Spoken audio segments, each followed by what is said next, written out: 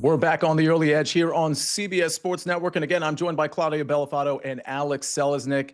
We got to talk Arizona Cardinals. Our team betting profile continues. PropStarz, I'm going to start with you here. When we think, let's just talk about the offense first. When we think of the kind of the core of this team, Kyler Murray, James Conner, obviously Trey McBride is in there, Marvin Harrison Jr. Is this an offense? There's questions on defense, but is this an offense that can kind of sustain this team through the season? I think so. I think a lot obviously hinges on Kyler Murray's health.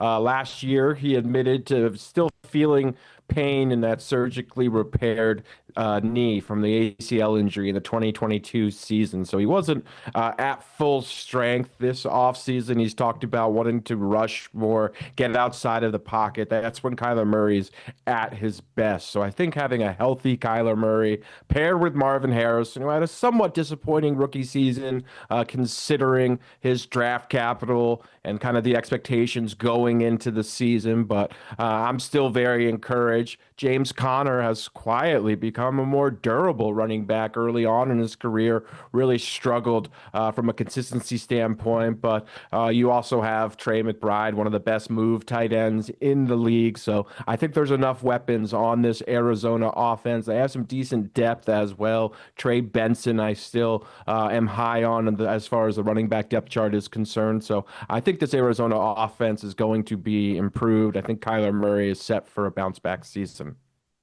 Claudia, Alex mentioned the sort of a slightly disappointing season for Marvin Harrison Jr. Do we think this offense as a whole is going to be disappointing in 2025?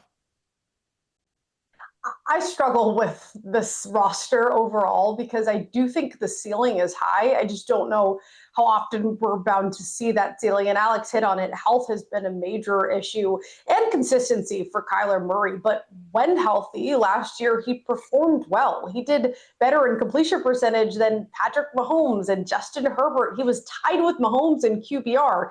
He had a top 5 rushing value. So when Murray is healthy, he can be one of the better quarterbacks, but the health and consistency still remains with him. As far as James Conner goes, yes, he had a career-high 16 games, still got a knee injury down the stretch. My issue with him is he's coming in at age 30, coming off of being one of the least explosive running backs in all of the NFL. He averaged just 4.6 yards a carry. That being said, I know you'll say, well, he had back-to-back 1,000-yard years, but to not have a super explosive running back worries me a little bit. And as far as Marvin Harrison Jr. goes, I know there's a lot of hype surrounding him. That's always an issue with guys coming out of the draft, but his numbers were the same as his soon-to-be Hall of Fame dad at that age. So I don't think we should overreact too much. The issue is, I think it goes back to Kyler Murray, really, for Marvin Harrison Jr. The catch rate was one of the lowest of any receiver in the NFL, yet he was top 20 in targets. And then the whole drama of Kyler Murray saying it's not my job to get my number 1 receiver the ball. That's Pensing's deal. Hopefully they worked on that in the offseason. I think Marvin Harrison Jr. is still a massive talent. Don't love the situation with James Conner, but I do think overall the ceiling can be high with this team. I just don't know how often we're going to see the ceiling.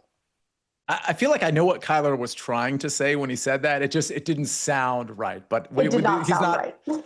It's just, like he's not a PR guy, right? Okay, so let's talk about the Arizona Cardinals as it relates to the NFC West. Claudia, I'm going to start with you. They're plus 450 to win the division. I can't imagine you or many other people think they can win this division. I mean, they did make some additions and improvements on defense. The Niners leading the way at plus 160. The Rams very close behind, deservedly so, at plus 185. Where do you think the Cardinals stack up in this NFC West?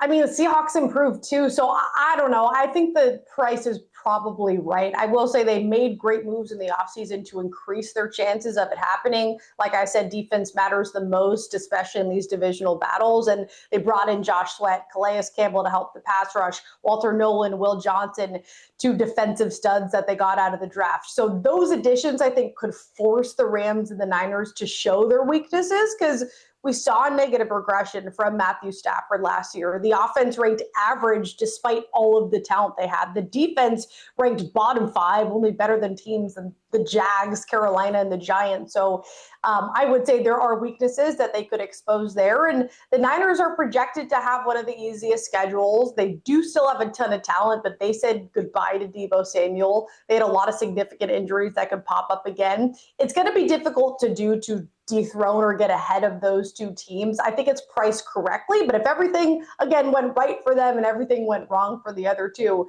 it's technically a good price to grab now. PropStarz, are we giving a look at this number plus 450 for the Cardinals? I think there's some value there. I really think this division is wide open. Looking at San Francisco, I was not impressed with the offseason. No really big free agent additions. I did not like the draft. I do think the Rams are in a good position, but I don't look at the Rams as a dominant team. Certainly, I think the Cardinals have enough talent to basically win this division. So I think they provide some good value. They could have the best defense in the division. Claudia talked about it. Adding a guy like Josh Sweat, who's a potential 10-plus sack guy. Walter Nolan in the draft could be just a total interior disruptor. Calais Campbell, Dalvin Tomlinson. I thought Will Johnson was a tremendous draft pick as well. I love what they've given Jonathan Gannon, who's a defensive-minded head coach, the tools that this defense has. I think they can be a top 10 defense potentially. So I think they're a good bet basically in this division that, in my opinion, is just wide open up for grabs. I will say this, as it relates to all of their additions on defense, this is a team where defensively, maybe offensively too, their range of outcomes are all across the board. So when you're looking at a big number for a team like the Arizona Cardinals, if that defense gels with all those new additions like you're talking about, Alex, yeah, it could be a great defense. Of course, the other side of the coin is there too, right? They could be a pretty bad defense again as well. We'll have to wait and see. Let's go back to the offense real quick. Kyler Murray, he's got a 500.5 rushing total, and he's got a 3,400.5 passing yards total. Minus 110 each way, I think, on both of those. PropStarz, if you had to pick one of those, which one would it be? Kyler Murray has come out publicly and stated that, again, the surgically repaired knee was bothering him last season. He said he felt it on every drop back. I don't anticipate him necessarily running the ball more, but there weren't really many designed runs for Kyler Murray. So they might implement some, but ultimately the goal is to keep him upright and to keep him healthy. So I think he's going to escape the pocket more, not necessarily take off, but when he's outside of the pocket, that's when he's at his best, and this offense is the most dangerous. So I actually go with the passing yards over his rushing total, but I do lean over on both. But again, with Kyler Murray, it always hinges on health. If he's healthy, he'll be productive. He's got good weapons, so lean over. But again, just considering the durability concerns in the past, not something I'm rushing out to bet. Claudia, are we leaning to the rushing over or the passing over? I think he clears both, but I agree with everything Alex said. You consider the fact that that connection with Marvin Harrison Jr. should be elevated this season. He brings back his top target with Trey McBride, and James Conner is a passing option out of the backfield as well. I think game script plays into this. I do think they'll be playing in a lot of tight games, possibly playing from behind, so that will bode well to the passing game as well. So I would lean over there. I like that throw in there at the end, like the possible garbage time. No disrespect to the Arizona Cardinals, but certainly not going to be favored in a lot of their games. Nonetheless, I will mention their win total is 8.5.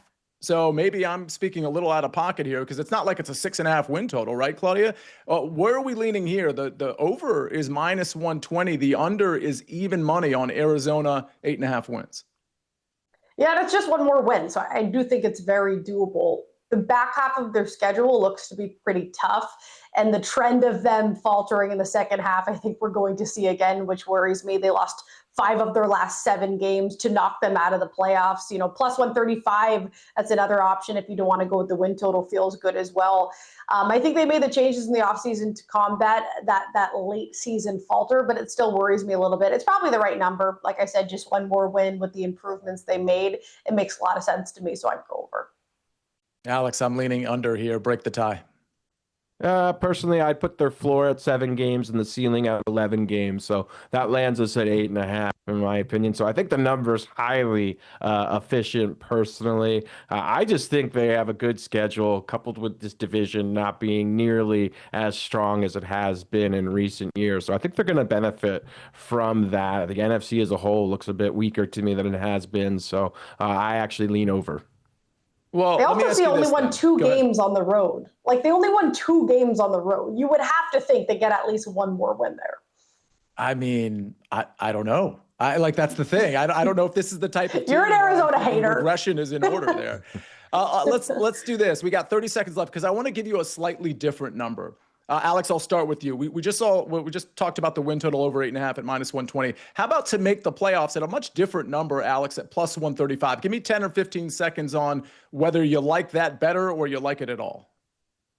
I do like that a bit better. I think they're live to make the playoffs, considering it's plus money, considering who there has to be a team from this division to make the playoffs, and looking at the whole NFC picture as a whole, I think they're a good bet to make the playoffs. Claudia, your thoughts here? Yeah, and I don't think I would price the Rams at -180, which gives you a little bit more value with Arizona there. Like I said, the schedule down the stretch worries me, but the differences they made on defense, I think, are going to be crucial in those close one-score games. They only won 3 of 7 last season. I think that changes this year.